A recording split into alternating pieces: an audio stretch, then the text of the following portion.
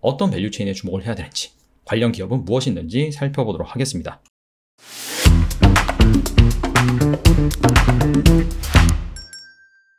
전일 SK하이닉스가 중국 정부로부터 인텔의 낸드 플래시 사업부 인수를 최종 승인 받았습니다. 사실상 확정이 됐다라고 볼 수가 있는데요. 아니 근데 왜 SK하이닉스가 M&A를 하는데 중국 정부의 승인을 받아야 되느냐? 중국뿐만 아니라 미국 정부의 승인도 받아야 돼요. 미국 쪽으로부터는 이미 받았죠. 그 이유가 국가마다 반독점법이라는 게 있습니다. 아무리 다국적 기업이라도 자국 내에서 사업을 한다라고 한다면 그 기업의 일련의 경영 활동들이 혹시라도 그 자국의 반독점법에 위배되는 것이 아닌지 그런 부분들을 다 점검을 하거든요. SK하이닉스가 미국 쪽에다가는 인텔 낸드 플래시 사업부로 인수함으로써 오히려 인텔 쪽에 득이 된다.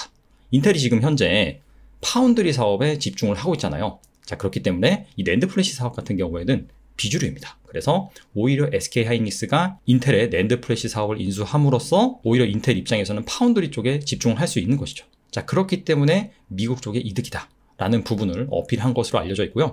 중국에다가는 원래 SK하이닉스가 중국 쪽에 공장을 많이 가지고 있습니다. 그래서 중국이 지금 미국의 반도체 규제 이슈 때문에 상당히 힘든 상황입니다.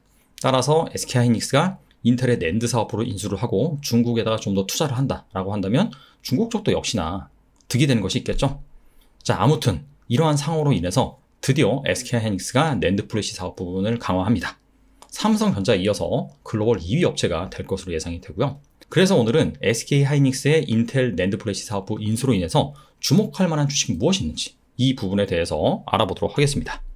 자, 먼저 낸드 플래시 수혜주다라고 한다면 낸드 플래시의 기술 동향이 어떻게 되어가고 있는지 이 부분을 살펴봐야겠죠. 디램 같은 경우에는 미세화 공정이 기술 트렌드입니다. 회로를 더 얇고 더 가늘게 자세하게 새기는 것이 핵심이에요. 낸드 플래시도 처음엔 그랬어요. 근데 낸드 플래시의 구조상 더 미세하게 만들 수 없는 겁니다. 자, 그래서 낸드 플래시는 어떻게 발전을 했느냐? 바로 이 낸드 플래시를 쌓는 3차원 낸드 플래시 기술로 발전하게 됩니다. 이게 바로 과거의 낸드 플래시였습니다. 주택으로 비유하자면 단독주택이죠. 1층짜리밖에 없습니다. 그래서 여기에는 사람이 많이 들어가서 살 수가 없어요. 자, 그래서 고안한 것이 바로 3D 낸드, 이 낸드 플래시를 겹겹이 쌓는 겁니다. 한마디로 아파트다 라고 볼 수가 있고, 여기 24단이라고 나와 있잖아요. 이건 24층 아파트. 그 다음에 최근에는 128단 제품까지 나옵니다. 즉 128층짜리 아파트를 지금 짓고 있다.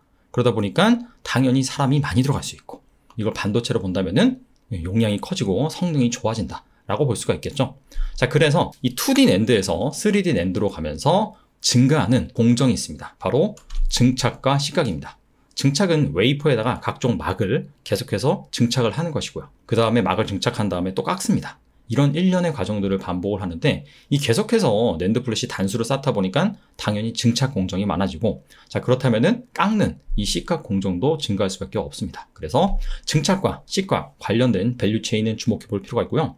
추가적으로 SK하이닉스가 인텔의 낸드 플래시 사업 부문을 가져온 거잖아요. 즉 SK하이닉스의 낸드 플래시 캐파가 커지는 겁니다. 자, 그렇기 때문에 원래 SK하이닉스와 인텔 양사에 골고루 납품한 기업보다는 아무래도 이 국내 기업, 삼성전자나 SK하이닉스 이쪽에 집중된 기업이 SK하이닉스의 낸드 플래시 캐파 확보로 인해서 수혜를 입을 수가 있겠죠.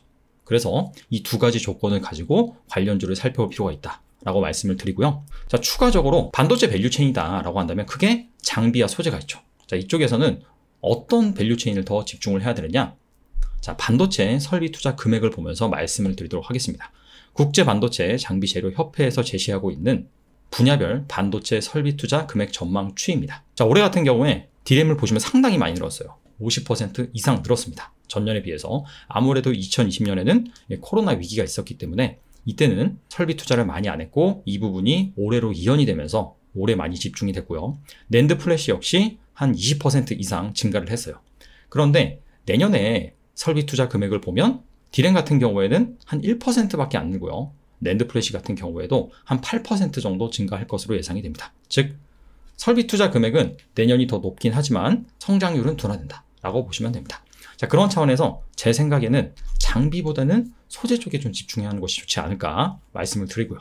자, 추가적으로 내년 낸드 플래시 업황에 대해서 살펴볼 필요가 있는데요. 얼마 전에 마이크론이 실적 발표를 했죠. 자, 그러면서 수요처별 시장 전망에 대해서 언급을 했습니다. 크게 모바일, 데이터 센터 두 부분만 살펴보면 일단 5G 스마트폰 탑재율이 증가할 것이다. 내년에 5G 스마트폰 출하량이 7억대, 즉 전년 대비로 한 40% 증가할 것으로 예상을 하고 있고요. 근데 이 5G 스마트폰 같은 경우에는 포지 대비 디램이 1.5배, 낸드 플래시는 무려 2배나 탑재가 된다고 합니다. 낸드 플래시 수요가 모바일 부문에서 크게 증가할 것이다. 이런 얘기를 했고요. 추가적으로 데이터 센터. 이 메모리 반도체에서 가장 큰 수요처를 차지하고 있는 부분이 바로 모바일과 데이터 센터입니다. 데이터 센터 같은 경우에는 HDD, 하드 디스크 드라이브에서 SSD, 솔리드 스테이트 드라이브로 전환이 나오고 있어요. 그래서 낸드 플래시 수요가 큰 폭으로 증가할 것으로 전망이 된다. 즉 내년에 낸드 플래시 업황이 좋다. 그런 말이겠죠. 자, 그렇다면 앞서서 살펴본 그런 기준을 가지고 어떤 밸류체인에 주목을 해야 되는지, 관련 기업은 무엇이 있는지 살펴보도록 하겠습니다. 자, 3D 낸드 수요주입니다. 그래서 공정별로 이렇게 구분을 해놨고 장비, 소재 이렇게도 구분을 해놨습니다. 자, 이것 말고도 사실 식각과 증착과 관련된 업체들이 많이 있습니다. 근데 앞서서 말씀드린 것처럼 자, 국내 업체의 집중도가 높은 업체들, 자, 추가적으로 증권사 보고서나 뉴스 이런 데에서 3D 낸드 수요주로 많이 언급된 기업들, 그 기업들을 중심으로 가져왔다라고 보시면 돼요. 그래서 여기 식각 스트립 공정이라고 있어요. 앞서서 증착이랑 식각만 언급을 했는데 스트립은 왜 언급을 하느냐? 식각 공정과 유사한 공정이라고 보시면 됩니다. 자, 웨이퍼에다가 막을 입히고요. 그 위에다가 바로 회로를 그냥 물리적으로 새기는 것이 아니라 감광액을 도포를 합니다. 포토 레지스트라고 하죠. 그 다음에 노광 장비로, 즉 빛을 쏴서 이 포토 레지스트가 빛에 반응하는 물질이거든요. 그래서 회로 패턴을 그려요. 그 다음에 이 패턴을 그린 외 부분 같은 경우에 필요가 없습니다. 자, 그걸 제거를 해주는데 그게 바로 스트립 공정이다. 그 다음에 남은 패턴 있잖아요. 그 남은 패턴대로 실제로 막에다가 깎는 겁니다. 식각 공정을 실시를 하는 겁니다. 그게 바로 식각 공정이다 라는 차원에서 두 공정을 같이 볼 필요가 있고요. 자, 식각 장비 같은 경우에는 테스, 그리고 스트립 장비 같은 경우에는 PSK, 그 다음에 CMP라고 있는데 화학적 기계의 엄마입니다. 즉 이렇게 깎는 그런 과정에서 울퉁불퉁한 그런 층들이 생길 수가 있거든요. 자, 그런 것들을 주기적으로 깎아주는 그러한 장비가 바로 CMP 장비다. 이거는 KC텍이 생산을 하고 있습니다. 자, 소재 살펴보면요. 여기 불산가스가 있죠. 불산가스 같은 경우에는 워닝 머트리얼즈가 생산을 하고요. 워닝 머트리얼즈가 특수가스 제조업체입니다. 그래서 식각과 관련된 특수가스도 만들고 증착과 관련된 특수가스도 만들어요. 근데 원래는 대장주가 SK 머트리얼즈였어요.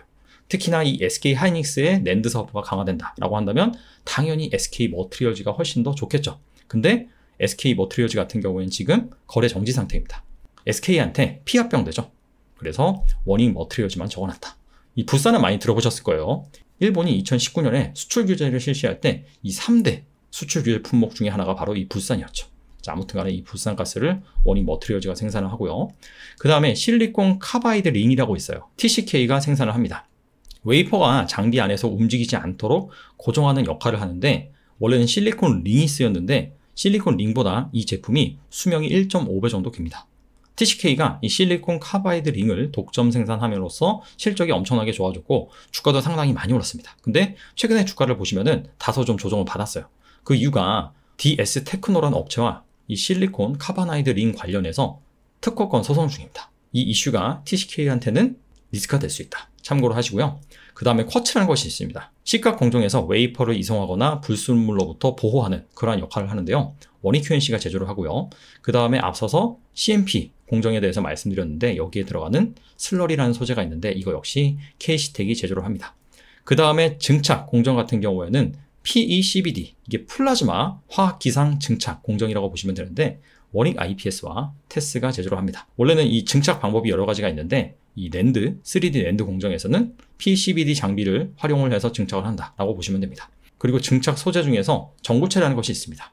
절연막, 전도성 막을 입히는 소재인데 오션 브릿지가 생산을 하고 특히나 이 오션 브릿지가 SK 하이닉스 관련주로 좀 자주 언급이 됩니다. 자, 이번에는 앞서서 살펴본 관련주들의 실적 전망에 대해서 알아보는 시간을 갖겠습니다. 일단 시가총액 순으로 나열을 했고요. 그 다음에 여긴 영업이익, 여긴 매출액에 대해서 나와 있습니다. 영업이익 같은 경우에는 2020년부터 2022년까지 한 3개년도 전망치를 여기 적어놨고요. 그 다음에 2022년도 전망치 같은 경우에는 1개월 전 컨센서스와 현재 컨센서스를 비교를 해서 과연 더 증가를 했는지 아니면 감소를 했는지 그 부분에 대해서 표현을 해놨습니다. 자, 매출액도 마찬가지다라고 보시면 돼요.